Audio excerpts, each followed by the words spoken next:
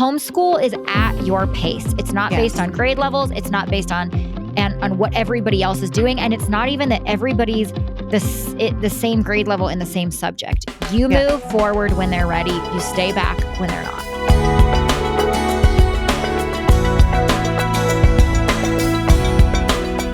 For students who are ahead of their age, how do you balance keeping them challenged and interested in learning, but not overwhelming them? Abby, do you want to go first on this one?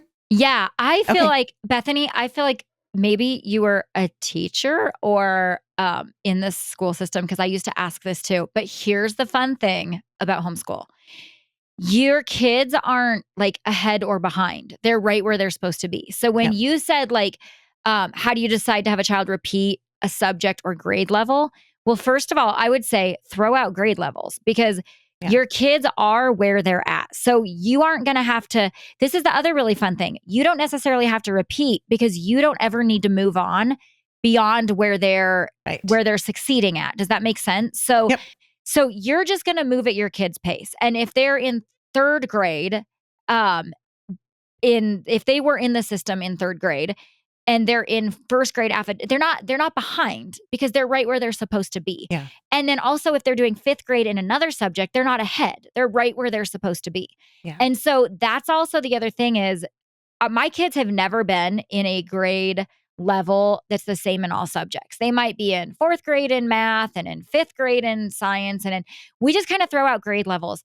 Yep. And then we move, once they've mastered something, we move forward. And so you don't really have to repeat, or if you're finding that you've passed something and they've missed that, then you can go back. That's how you know when to go back, is if they haven't mastered it.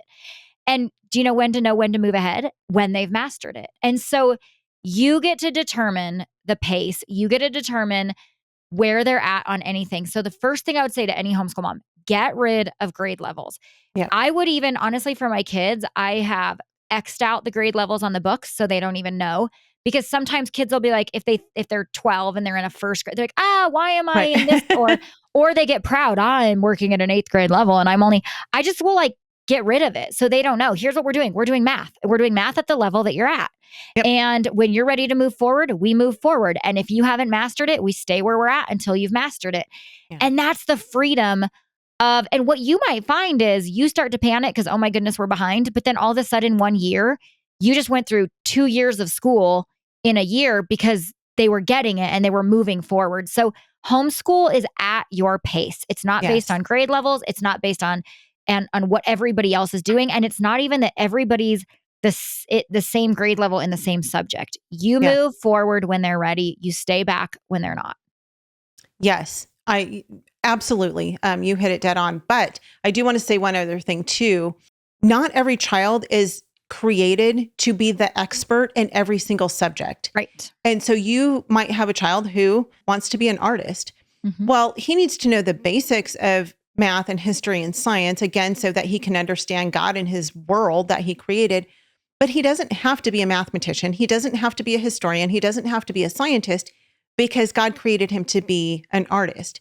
Right. And so, you don't know very many historians who are also scientists or very many mathematicians who are, homemakers. Well, I don't know. I shouldn't say that. Maybe there are a lot of homemakers who are scientists and we have authors. Usually mathematicians are not authors. Right. That's a better one. Yes. Yeah. If you're super good at science, you probably don't enjoy writing novels. And so God has just created each one of your kids to love certain things. Mm-hmm. And it's okay if they are not experts at all of the subjects. And so have them learn the basics of those things and go along with them, but they don't have to. You talked about mastering them, Abby.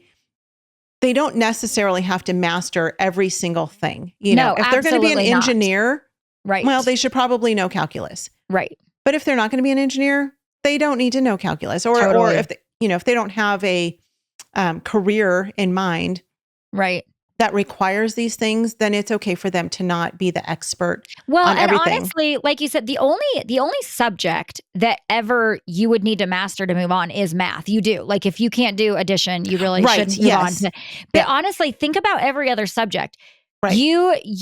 There is no grade level in learning science, right? You learn something in science and then you keep learning it until you're done learning and you don't need to know any more science. Now, if, like you said, if you're going to be an engineer, you should probably learn, or whatever, a science, you need to learn more science. If you're not, you don't. Yeah. Grade levels and holding back and moving forward, that's all just this thing that we've made up. And so math, I would say, is the one that you need to master before you move on. And it doesn't matter where you're at. Everything else, just do. In fact, I have always said this too, like in the public school, like 4th grade is state history, 5th grade is World War, whatever. Like that's how they've always done it. Or science, it's like in this grade you do biology, in this grade you do chemistry, in this grade you do botany, right? And I've always said, don't ask your kids, what do you want to learn this year? Yeah. So that as long as you get out of school and you have a basic understanding of everything, who cares what order you do it in, right? Yeah. Who cares? Except math. Yes, because math builds on itself. Math builds on itself. Yes. So you got to shake this whole get ahead, get behind who, ahead of who. You just teach to your child where they're at. Yep. And that's the answer. Yeah, totally. And your kid does not have to finish the worksheet on every single subject that you're putting in front of them. This year, Lacey and I are studying world history, and we've talked before in the past about our kids' learning styles. Well, Lacey, my 8th grader, she is an auditory learner. She learns so well by hearing things. And since she's my only child at home now, I have the time to read to her, and I enjoy it. I love sitting with her and reading to her. So she could open the book. I mean, she's fully capable of that. She knows how to read. She's really good at it. She could open the history text and she could read it on her own, but she would rather I read it to her. And every day she's doing something with her hands. She's either crafting or she's drawing or she's she's now into these like adult coloring books, because they seem more mature. But she's got her colored pencils out. She's doing something. Sometimes it's just a fidget in her hands. And so she will sit while I read to her. And so we had these worksheets and she was doing the worksheets, but they were different than the science work. She enjoys doing the science worksheets and filling in the blanks and answering the questions, but the history ones, for some reason, a couple of weeks ago, she was like, Mom, can we just read? Because she's getting it. I mean, I'm reading it to her and she's totally getting everything I'm reading. She's like, I feel like the worksheets are just taking up too much of my time. So can we just keep blazing through and reading? I'm getting what you're reading. I don't need to write it down on a piece of paper. And I was like, absolutely.